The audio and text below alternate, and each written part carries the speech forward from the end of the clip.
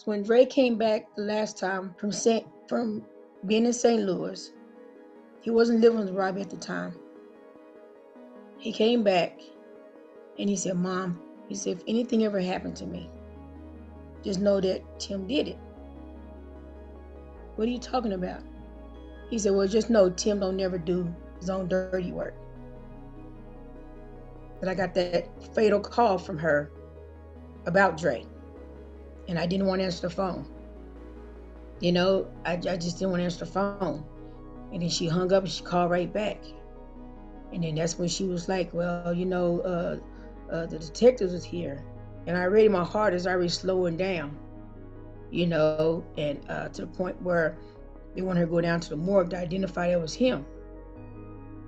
That was it. You know, it was like, it was so surreal. Everything just rolling around. I'm just like, not my son. You know, not my son. Not my son.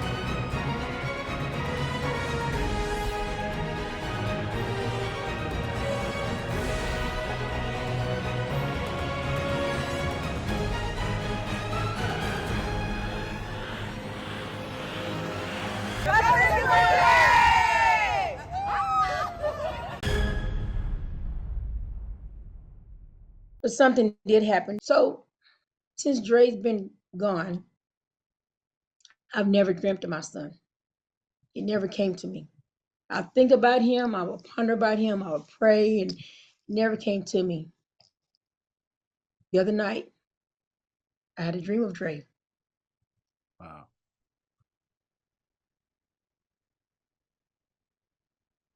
You know, you know, using your dreams, you'll see that person from afar, but you never able to tell them what you want to tell them. Mm-hmm. And if you wake up, you're like, oh, I see him. I didn't even, you know, whatever. Well, in his dream, I seen Andre. We talked. He looked at me. I looked at him.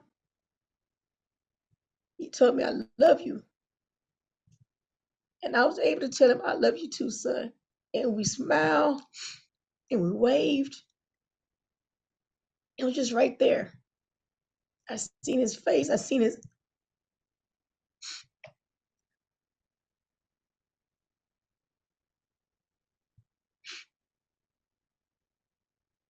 He was happy.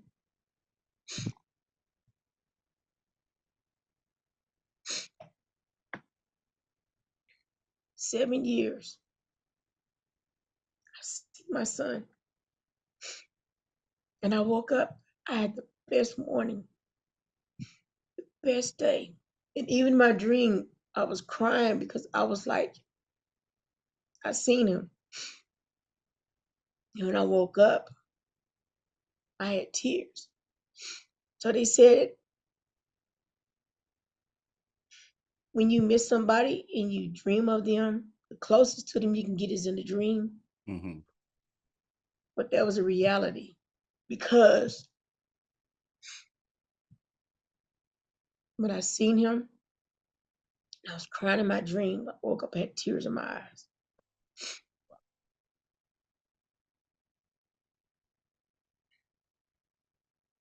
And I've never had a dream of him since. I mean, before that. Yeah.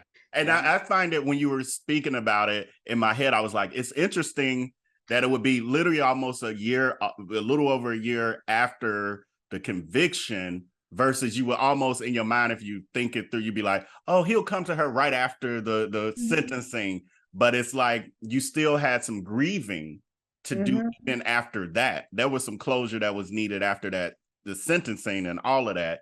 And it's like literally almost just a year later, you get that level of him coming and giving you closure to what degree you could get it from that.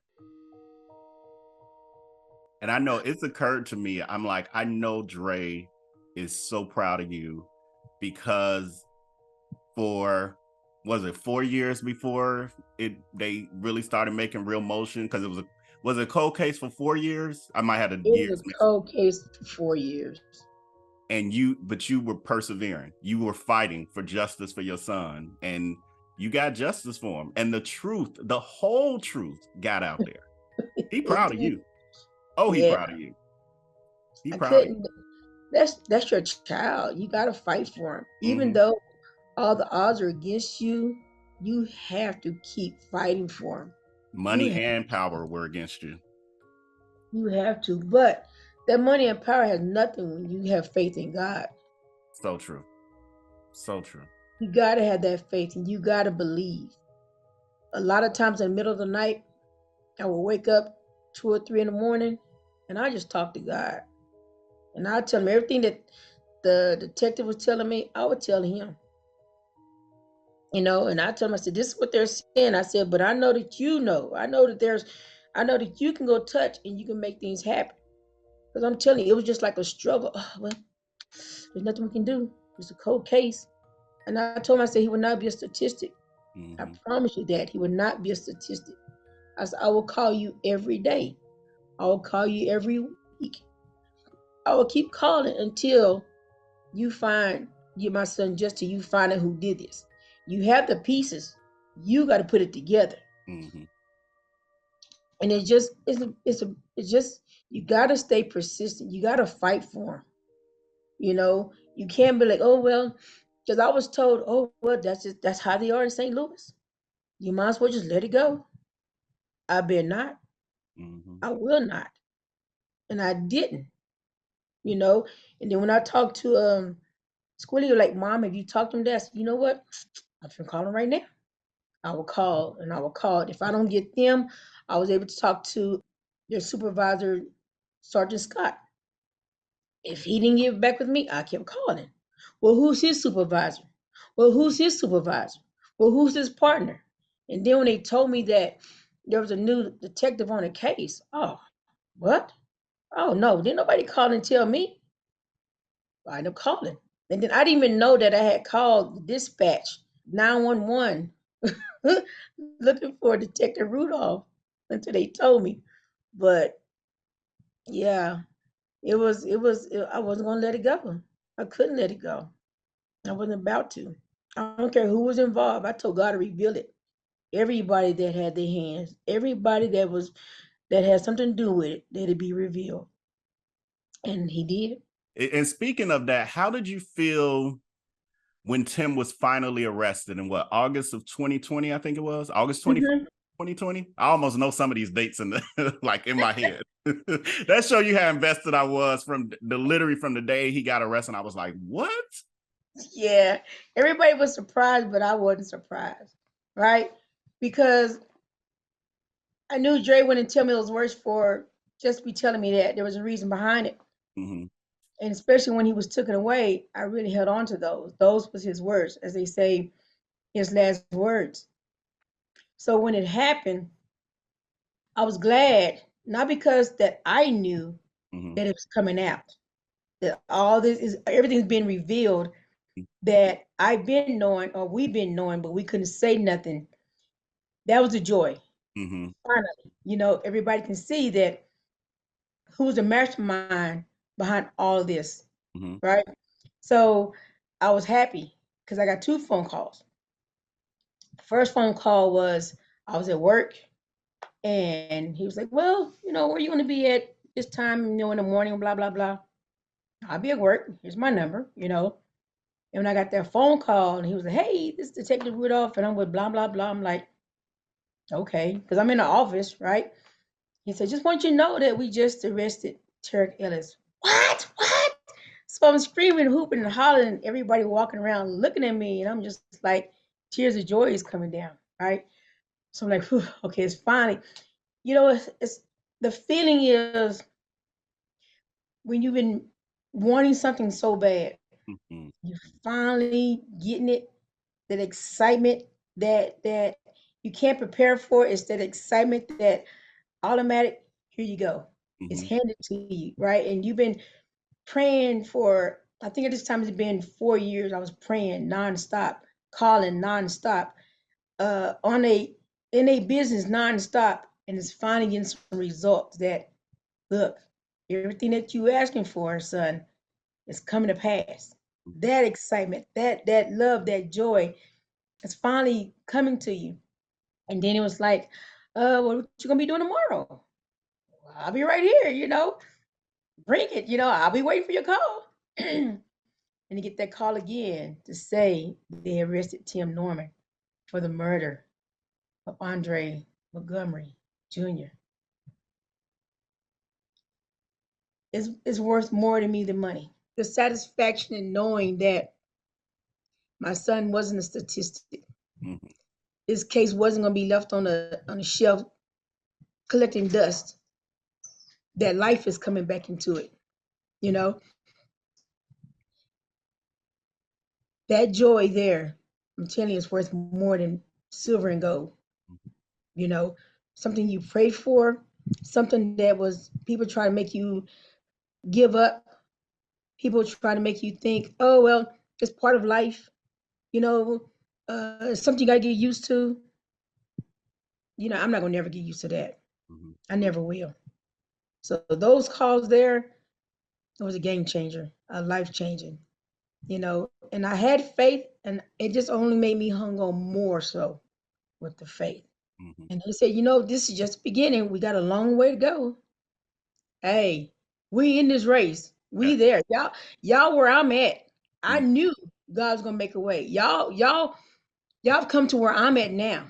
Y'all see what I've been seeing. What Mhm. I couldn't enforce it in y'all because y'all have to find the proof or whatever. But now y'all see what I've been seeing and what I've been saying, and the confidence and the belief and knowing that it's going to come to a head. And it came to a head. Now, how were you feeling when, I mean, the case was to me busted wide open before it even went to trial, as stuff was starting that they were releasing certain court documents and the evidence was getting out and the text messages. Was some of that stuff new to you, like it was us, as the audience seeing, oh my God, here's the text message between Tim and white boy Chris and, just all the him and Terica and what was going on? Were you hearing those things? Were you tuned in that way? White boy Chris, I knew about because I heard about him. Mm-hmm. I've never seen him, but I just heard about him. Terica, I didn't know the extent of her and Tim's relationship. I knew that she was involved. Matter of fact, whenever the first detective gave me her name, we was able to find her on Facebook. Well, not me. Darren was able to find her on Facebook and see me the picture. Mm-hmm. And I'm like sending it to him, and I'm like, "Well, you can't find her. Here she is, right here." Not really able to know that connection. It was kind of like it threw me off a little bit, but then when it all joined together, then I got the big picture. I knew some of the people, but I didn't knew what role they played in the spider web. You know what I'm saying? So a lot of things that y'all found out that I didn't know, I was surprised. The text message between Robbie and Dre, I wasn't surprised. Because Andre never deleted nothing in his phone. Mm-hmm. His phone was 100% what really opened everything up. The conversation between Tim and whoever else involved, that was new to me. Mm-hmm. That was new. But I knew no matter what was in the dark is always gonna come to the light. It did. Then it come to the light. So everything, you can't do wrong to right. Mm-hmm. Mm-hmm. You cannot do wrong to right. And see, when I had talked to you before about Andre, I was raised up knowing and believing and trusting in God. So Andre had that belief as well too. It wasn't about the money. Money was good, but money didn't make us who we are. It was the everything that's installed in him when he was a child. Everything that was installed in me, I installed them because kids don't come with no directions. They don't come with what you're supposed to do. Hmm. So you learn what you learn from your parents. And my mom and my dad, my mom was a God-fearing woman, my dad was too. So what's instilled in them was instilled in me, was instilled in him. So we wasn't like celebrities. Of course, I know we weren't celebrities or movie stars, but we was rich in love. We was rich in family. We was rich in being loyal and committed and being as a family should be, respectful. As far as finding out what y'all found, there was a lot of things that I didn't know that it made sense to what I did know. Okay. You It put the understand? pieces together. The mystery Yeah, started to come together. exactly. Okay. That's what it was. So a lot of things really was, but the relationship, the way Robbie was with Dre, as far as finding the money and robbing her, that part I knew. That part I was aware because, he would tell me, he would call me, and then conversation that me and Robbie would have, but she just wasn't convinced at all. And we had a fallout, you know. She had called me and told me that she believed Dre did it, and I said, well, Dre said he didn't do it. And she was upset that I didn't agree with her. And she told me, get off my phone line. Oh, okay. And then I knew something had happened because I think 2 weeks after we had a discussion, and I'm always going to side with my son. You know when somebody's lying. You know Hmm. your kids. Especially kids, right? I know my kids. Andre wasn't lying. Hmm. And I wasn't about to be like, okay, well, Robbie said you did it, so you did it. I'm not going to do that. My son tell me he didn't do it, he didn't do it. I Hmm. don't care.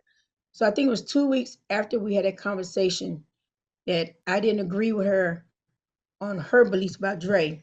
So how did you feel during the actual trial? Like you've testified, I remember you testified the first day, you were the first witness. How did you feel going through it and the things that were said, and how was that experience? I want to say it's like a blur, but at the same time, it's getting information that I didn't know. Making it understanding what I know, add on to what was told to me to figure out the whole thing. You know, I know who, I know what, I know where, and I know when, but the why. Hmm. So going to the trial hearing gave me the why as far as why things happen, why this person was connecting all the dots. And a lot of things that was said that hurt me. I didn't care about what they said about me. Oh, because she's a piece of anything that pertained to me. It didn't even phase me. Hmm. But what really got me is the how he was targeted, how they isolated him just for this. That's the part that got me because he didn't deserve that. He did nothing wrong but being a young man. He was born into a family that had, I don't want to say they didn't have good intentions. I can't come up with the right word. And I really want to say the family, just one member of the family can turn it into a tragedy. You know what I'm saying? Usually when a child is born, there's two families. There's a love on both sides. And I really do believe Robbie loved him, right? But I think that because of the robbery, it changed her. Yes. So it was like, oh no, and then when I did talk, she said, well, it's my money. What they worried about it for? I'm kind of like, you know what I'm saying? So being there at the trial for those 2 weeks, going through it, hearing, listening, seeing, it just, if I, it just gave me the why. It just connected with the why because I already knew all the players involved. I knew all the players, but I didn't know exactly what each role was to that point. That makes sense.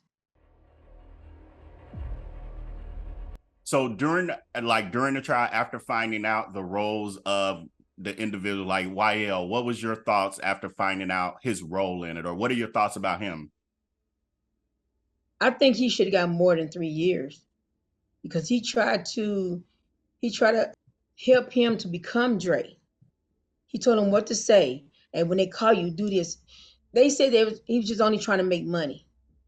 But still, right is right. Mm-hmm. If you know, even if, and you read between the line, especially if he said he's not going to be here much longer. And he was like, oh, wow. Well, let me help you get this money. Mm-hmm. You know, he knew something was going to happen. He knew he was going to get beat up. Same thing with Terica. I think she knew something was going to happen because he mentioned too many times, my boys ain't ready. But if you told me you just want to talk to him, what your boys got to do with it? Oh, that ain't none of my business, you know? And then when you took the $10,000, if the $10,000 for your business was, hey, I found him, but you know, if you ain't ready, my part is done.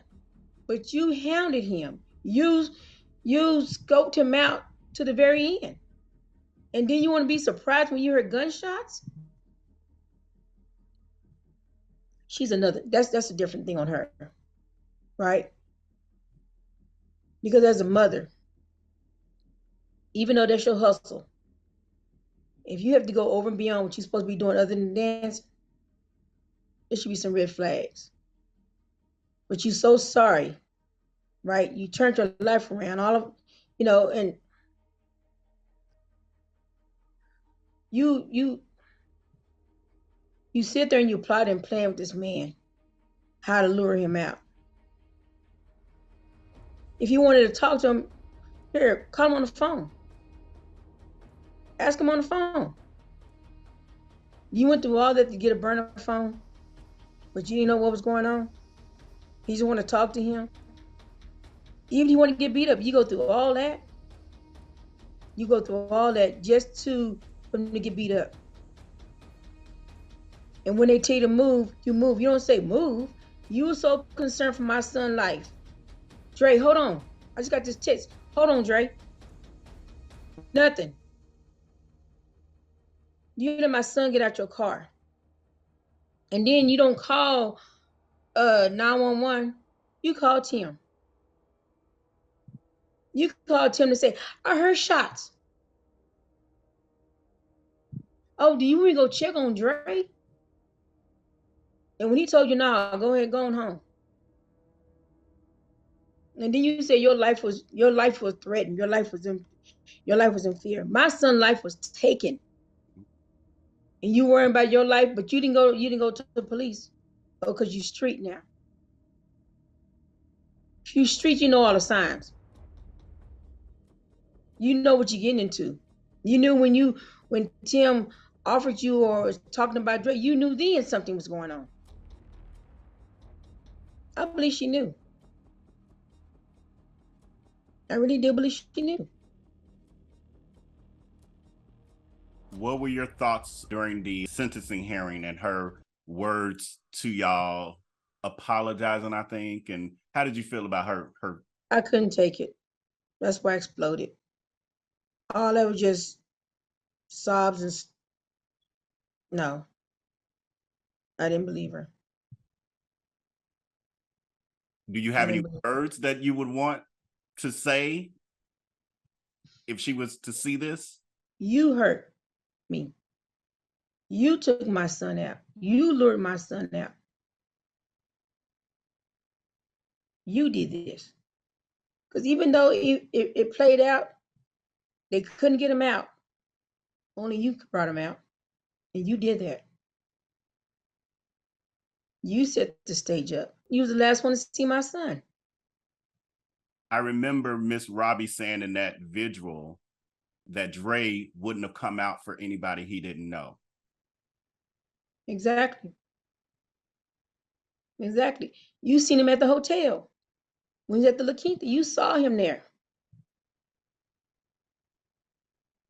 When Tim said his boys wasn't ready yet, but keep in touch with him because I'm gonna let Right. you know where he gonna be next. Exactly. Now, if you didn't know nothing's going on, and you thought all uncle, what was the harm in letting Dre know your uncle's looking for you? She didn't even mention that. And then after it was over, they still had a relationship going on. And she didn't say nothing for what, 4 years, was it? Until she got caught. What were your thoughts about Travell and that whole everything from testimony to his sentencing hearing where he called himself having words for y'all as well?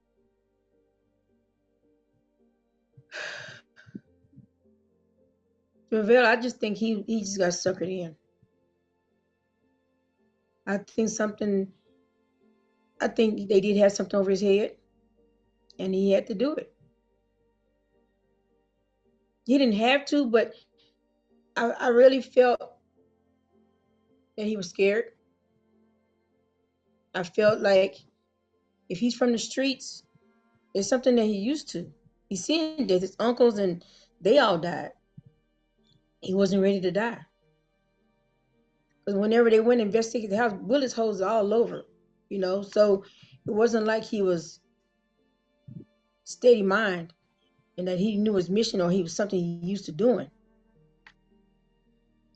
Do I accept apologies? I forgive them all. Do I believe everything he's saying? A lot of things I do believe. I do believe he was scared, regardless. In life, you can't let nobody have control over you like that. Because now you going, look how many lives was ruined, has been affected. Not only theirs, but those outside yours, mine, people who didn't know Dre, people who believed in the show, people who believed in what was going on. All their lives has been affected and making them wonder about the next person they look at. That could have been my son. That could have been my daughter, or that was my son. That was my daughter. It has a ripple effect. It affects people's lives. How did you feel after the verdict, like the moment that verdict came down from Judge Ross? It's indescribable. It's like the same feeling I got when I got that first phone call. And we had to be calm because the judge was like, I order in the court and this and that, and we were just like, most like, I want to carry it. Well, when you have your trial, then you can be the way you want to be, but we're going to be the way we're supposed to be. And we all got around each other and we prayed. We thank God. I told him that day, I said, they're going to come back today. It's going to come back today. Sure enough, they called us when we went down there. And we got it. We got justice for Dre. Amen. They said 7 is a sign. 7 is the number of completion. It took 7 years to complete what was started. And 8th is a new beginning. So even though everything happened the way it's supposed to happen, and everything happens for a reason. What are your current thoughts about Tim's appealing this process, the season we're in? That's something he would do. He's gonna do what he's gonna keep doing. And I don't even worry about that no more. If he's contained, he's not gonna be able to hurt nobody else. He's not gonna be able to wreck somebody else's life. He's off the streets. He won't be able to celebrate in the private jets or whatever he's been doing. You know what I'm saying? Now he's facing reality in a cell where he belongs. And everybody else that had a part in it. Now, this just crossed my mind just because we're just talking.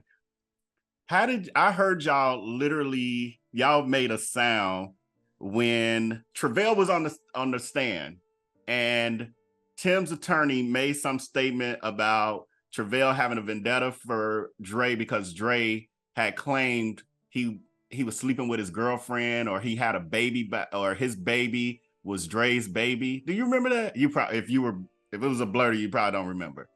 I remember it said something about that's why he did it, because his girl or woman or whatever. No.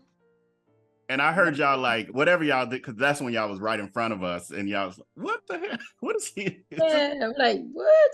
Then Tim trying to say, wait, they was raised together. They used to go on trips together. Andre never associated with Travell. So that wasn't true at all. That Tim would get praise and Dre would be. No. Wow. That part was true. No, that's a lie. Wow. Travell was 29. Dre was Dre was All right. 22. Dre 20, was 21. yeah, 21. And Travell was how old when Dre was murdered? No, off the top of my head, I don't know. Because Hold what is on. it, like 7 31? years ago. Kalen is 32. He been like 26. Yeah, 26. No, Tim Yeah. was nowhere around Dre when Dre was little. Robbie took Dre and Charles everywhere. He just threw that in there just because. Andre didn't know Travell. He met Travell. I think he met Travell probably when he doing his little videos or whatever. And I just want mothers to know, don't give up on your child. If you lost a child, if you lost a brother, whoever, if you lost a loved one, don't give up on them. When the police them saying they can't do nothing about it or they don't care, if you don't care, they don't care. Mhm. Only way they gonna care is if you remind them who you are and who your loved one was every day, all day. If you get tired, they tired. So you gotta still keep that fire burning for them. And most of all, you gotta have faith. You gotta believe in God. You gotta talk to God like I'm talking to you right now. You gotta tell God what you want. You gotta tell God what you need. And just keep the faith and trust and believe that it's gonna come to a head. It may be mine took 7 years. It may take somebody 10 years. It may take somebody a couple of weeks or a couple of months. But just know that God is still in control. And in the end, regardless if they have something to do with it or not, you still got to give God the praise and glory that His will was done. And then there's like commentators like you, Chronicle, J So Extra, Philly Phil. Y'all was there from the beginning. Y'all like family to us. Y'all was there. Y'all emotions, y'all seen our emotions, y'all felt our emotions. Y'all was right there. You know, y'all was the ones that we think about, we talk about all the time. You know, and I want to say from my family to thank y'all. Thank y'all for keeping it alive. Thank y'all for supporting. And thank you for this dedication to Dre. And thank you for the opportunity. Like even just this, I feel like for me, it's an honor and a blessing to be able to, be able to do this for sure. You guys have made it very clear from the moment we officially found out as the public what with Tim getting arrested. Y'all have made it very clear of, the covering over your family and the grace that y'all carry yourselves with, because I don't know many families at all who would have handled this as gracefully as y'all have. Thank you, but no, we give it all to God. I'm telling you, it's how we was raised, and it's just knowing, it's knowing that when God has the final say, no matter what they say, in any situation, God has the final say. And being persistent, you have to be persistent. Because if they look at if you don't care, well, why should we care? Mhm. You have to have that love. You have to have that Both drive. on a desk for them at a certain point, boxes in a room. Yeah, and that's what I saw. I saw his name. I saw his picture up on a shelf with other boxes, and forgotten about. No, you're gonna pull that box down, and you're gonna get the answer. You're gonna give me my answer. Mhm. You're gonna give me my answer, and I got those answers. When you know how a mosquito or net you just get me pesky, and you be like, let me go find a fly swatter. After a while, you do this, do that, and then you want to find a fly swatter, and you just waiting. He's waiting, just looking. Be that peskiness to the point, but like somebody get that phone call. Somebody tell her something. You demand it, but you don't demand it as far as voicing it. You be humble as pie, but you still be persistent as a nest or a gnat or a fly or whatever. Does that make sense? No, 100%. And I love that you added be humble, because some people, Yes, they got to be aggressive, and all that's going to do is turn them off and make them aggressive and ignore you. that's it. You got to be humble. Even though they tell you no, okay, well, I'll be calling you back. Mhm. And call them back and ask for the same way. And they be like, well, I still ain't got no answer. Okay, well, I'll call you back tomorrow. And then they know she said she gonna call back. Sure enough, she gonna call back. and they'll know. Then if you stay on their mind, they'll stay on your child's mind or your loved one mind. So just don't give up, regardless. Not even not even in tragedy, but in life itself. There's nothing that you can't have if you don't want it, but you got to work for it. You got to want it. You know, if you want a better job, you got to want better for yourself. If that means going back to that education to get where you need to Mhm. get there, do that. It's there. I mean, there's a lot of tragedy going on, but there's a good things that's going on. You know, it's just part of life is how you deal with it. Yeah, yeah. Like I said, some people this would have took them under, and you change this into your strength. Like it's part of your calling. It wasn't one you asked for, but it is. Yeah. But I tell a lot of people, when you lose a child, you get initiated into this club that we don't want. Mm-hmm. But only people who understand who those who lost and can go through. People tell you all the time, well, you got to stay strong. No, you don't. You don't have to be strong. You can collapse, you can fall down, you can cry, you don't have to be strong because you lost something. You lost a loved one. And when people tell me that, it just seems like a up my spine because why do we have to be strong? Mm-hmm. Why? You got to be strong for your family. They lost too. There's nothing wrong with collapsing. There's nothing wrong with crying. There's nothing wrong with showing your weakness. This isn't a time to be strong. You got to grieve in order to go forward. If you never grieve, it's going to always hold you back. Mm-hmm. And people tell you, oh, I wish I can take the pain away from you. No, you don't. I promise you don't. That's just something people say. Why they say it, I don't know. They need to stop saying that. They don't know what else to say, and Yeah, sometimes just nothing is okay to say. Just don't say yeah, anything. just don't say nothing. Just say I'm praying for you. Don't say you wish you can take the pain away. Don't tell people to stay strong. Let them fall down. Be there for them when they collapse. Hold them up because they're gonna need somebody to hold them up. They walk around like, oh, that's a strong woman right there. No, that woman's gonna collapse. Why she gotta collapse behind a closed door? If you're my family, you're my friend, you need to know that I'm vulnerable. You need to see me fall. That's when you come into play, is when I'm falling. Hold me up and keep me going. When I can't keep marching no more, carry me. That's when family and friends come. Not at the point where you don't have heard bad news and all of a sudden they want you to be strong. Mm-hmm. People need to stop saying that. They need to stop saying that. Let people grieve. Because when you tell me to be strong, that means I can't grieve in front of you. I Mm-hmm. can't cry in front of you. I can't tell you that I miss my son because you're going to tell me just be strong. And I don't need to hear those words. I need to hear the words, it's okay. God got this. I'm here for you. Those are the words that when people lose loved ones need to hear. Mm-hmm. And the action, because some And the people tell the action. words, but you don't get the actions behind it. Yeah, I mean, be sincere about it. If you're not sincere in what you said, don't say it. Mm-hmm. You don't have to call me every day and and telling me uh or asking me how do you feel? Well, I lost my son. Well, yeah, I know, but how are you feeling? I'm not feeling. I'm numb. I'm really numb. So just be there for one another. Mm-hmm. Show some compassion. That's a lot. It's crazy. It's but you know what? Out of all this, if if it brought closure to somebody, if it gave somebody some peace, if it gave somebody some encouragement, then it's all worth it. Mm-hmm. If he had to be that sacrifice, the sacrificial lamb, then he did his job.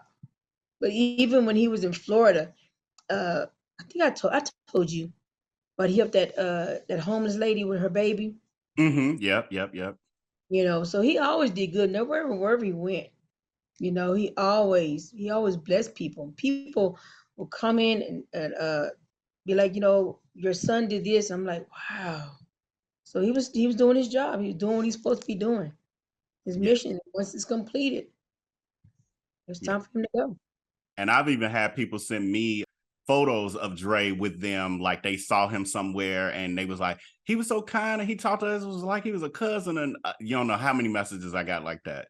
Just everyone who said that they met him said that how kind and nice he was and approachable. Now, if he was this thug, he was this gangster, there's no way in the world all these people have good things to say.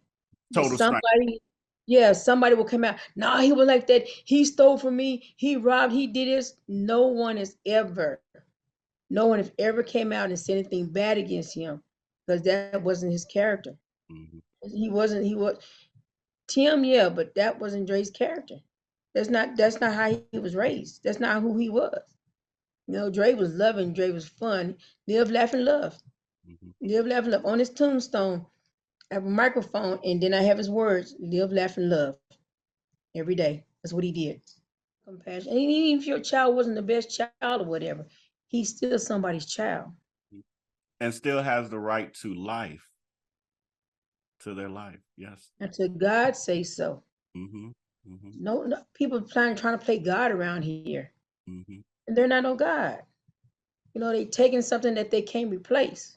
How do you want Dre to be remembered? How would you want us as the public and fans of him to remember him, his legacy?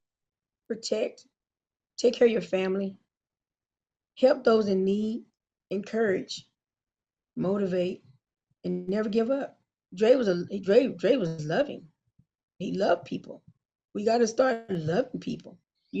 Stop looking at what they did in the past and looking at who they are right now today. You know, just remember he always lived, laughed, and loved. He lived his life. He laughed and he loved. Love that. More thought-provoking question. With you being a part of a kind of unique club, for lack of a better word, of someone who's lost the father and the son of your child, have you ever questioned like the why, or felt like, or found a purpose or a calling from it? Like, how have you processed that? Or are you still processing it? Well, I know everything happened the way it's supposed to happen. And I know that when you love someone and they're taken away, or their time is up, there's something that you have to accept that and go forward with it. You can't put it to the side. You can't go over. You can't go. You have to take that impact. Same thing with Big Dre. That hit me hard, but it hit me harder when I lost my son. So losing both of them is like love. Not saying I don't love my kids no less. I love my kids all the same, but they're still here and I still can continue loving them. Even though Dre's not here, I can still love him, but I can't get that love back from him other than knowing that I know he loved me. Mm-hmm. My kids, they tell me every day, Mom, I love you, how you doing? Or I could talk to them, physically be with them, but with him, I could be with him only in dreams or only in spirit wise. Mm-hmm. And then by him leaving, it just to me in my mind, I was like, he's going to protect us and to watch over his son as his son grows up. And then when Dre ended up getting life being taken away, that was a harder wall to hit. But I know that impact is going to make a difference in somebody else's life other than our lives. Because the way things happen, why things happen, we don't know. We can question all day long, but instead of trying to figure out, just go through life knowing that the reason why things happen, it happened for a reason. Maybe later on in life it'll show. Maybe I'm seeing now that because his time here on earth, he did what he's supposed to have done. I've heard story from strangers. I heard story from people on YouTube, Facebook that don't know me, but he touched their lives. The cab driver in Florida, he reached out, and I guess he took Andre somewhere, and Andre blessed him somehow, some way. And when he found out that Andre had passed, it affected him like he'd been knowing Dre for a long time. What's that story? I'm not sure I'm familiar with that story.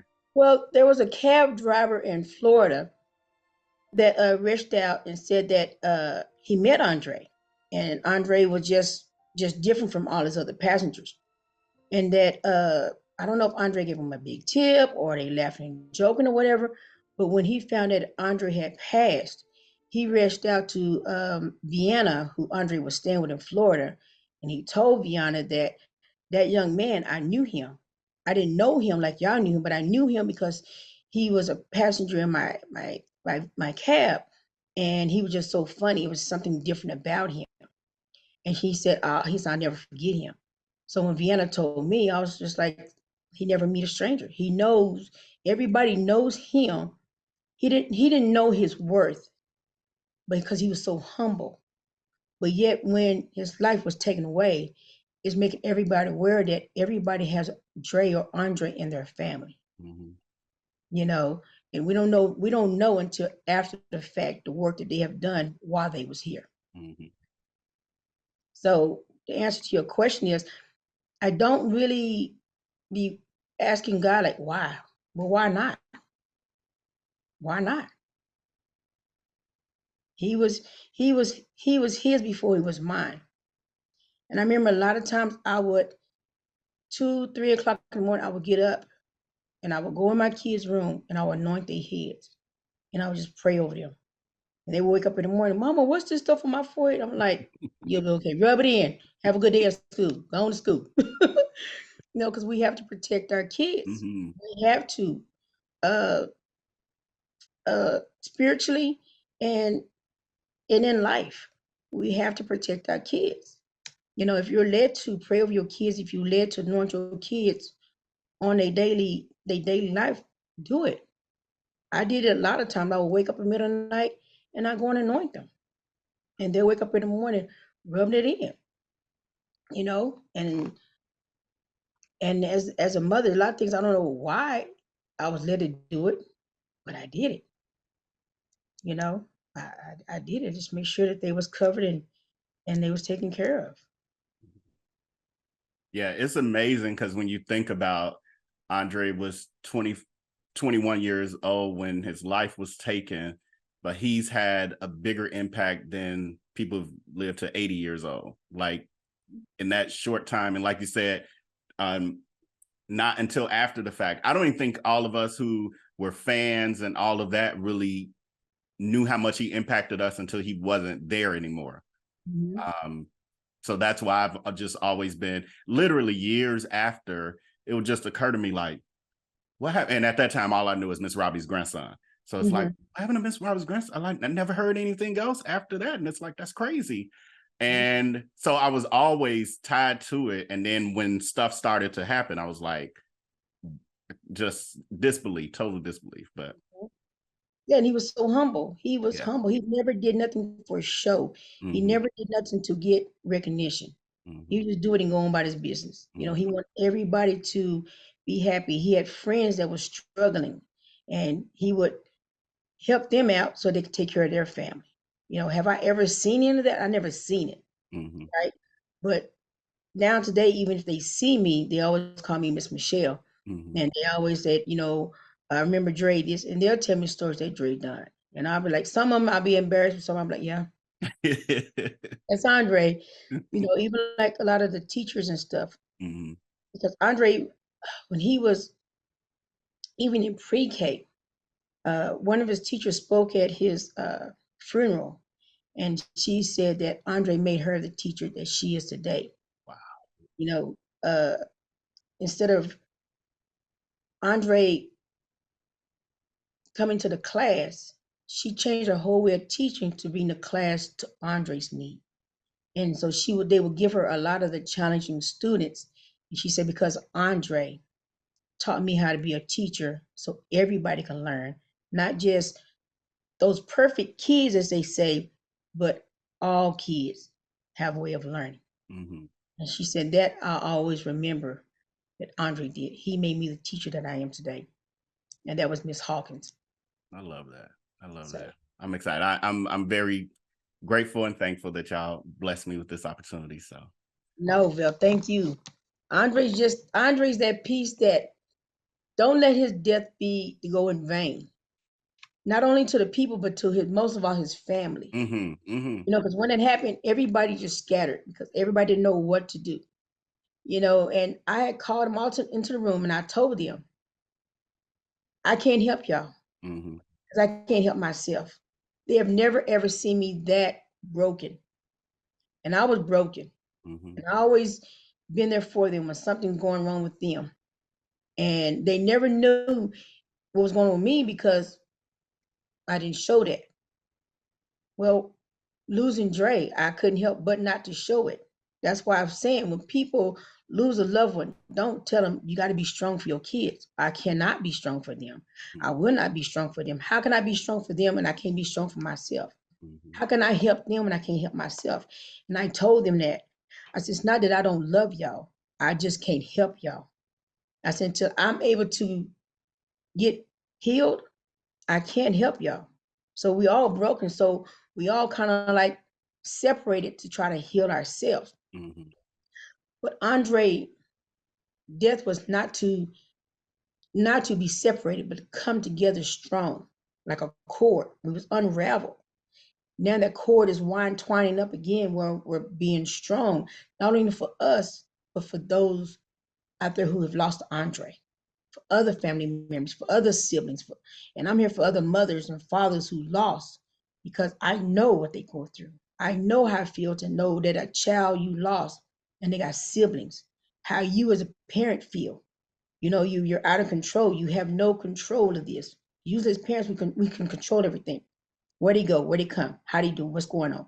You know, who come in your life? We can control everything, but we can't control when we lose a child. And it's okay to be broken because then God's going to put the pieces together and make you stronger. And I 1,000,000% agree with that. And I think the other piece for me, when I, and getting to know y'all over the past couple of years, part of my thing was that betrayal that y'all experienced. So it's like you got the grieving, you got all that, the trauma, but then betrayal, because all of y'all have said, never thought in a million years. That is such a betrayal. So that's a level of healing and hurt and all of that as well. If Andre had not told us, gave us heads up that if anything happened to him, I think I'd be more devastated finding out that it was Tim. But because he gave us that forewarning, not knowing when, you're thinking, okay, maybe if he get in an accident, if he get into a fight, get beat up, yeah, but not ever to lose his life behind. I think I would be more devastated because I would know who, what, where, when. I wouldn't know where to start. But whenever he did say that, and when they asked me, and I told them, that was the path that we took. We knew who, but the how and the why part. Once the detective put the how together, and then the why fell in place. Not really knowing exactly why, but just knowing why. Got the tangible piece, which is the insurance policy, but that ain't really the why. What would make you want to why? Yeah. How does that cross your mind? Why? Yeah. Yeah. Your only brother, only son, your only nephew, everything was only one. Dre was your only nephew. He was your only brother, son. You know what I'm saying? That one, you took that one out just for what reason? Right. And why would you? Y'all never was, it wasn't like y'all grew up together. Right. It wasn't like y'all hung out together. If he was living his life, why? So that why, to get a for sure definite answer, we might never know.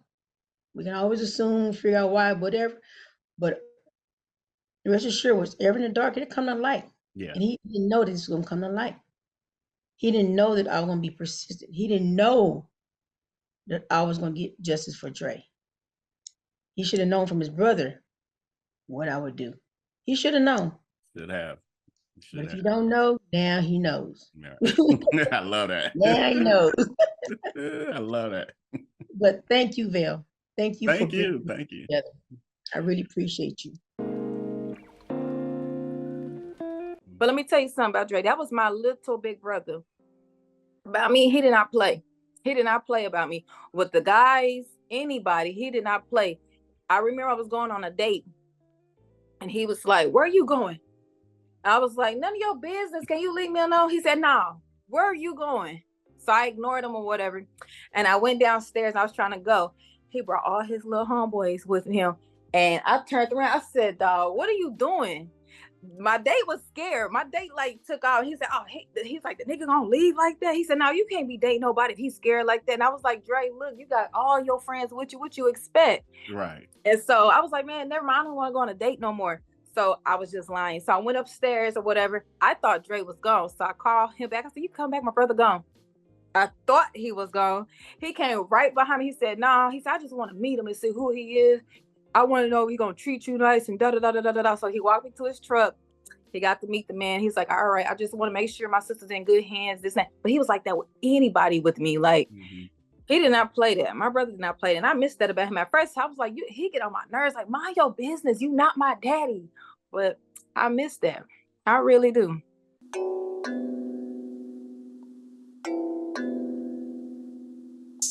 Hey, popping like I'm supposed to. Watch out for the people that ain't close to. Speak a little something you could toast to. I ain't tryna hear about what you won't do. Moving like I'm into. Hit the ground running like the rent do. Speak a little something that you're into.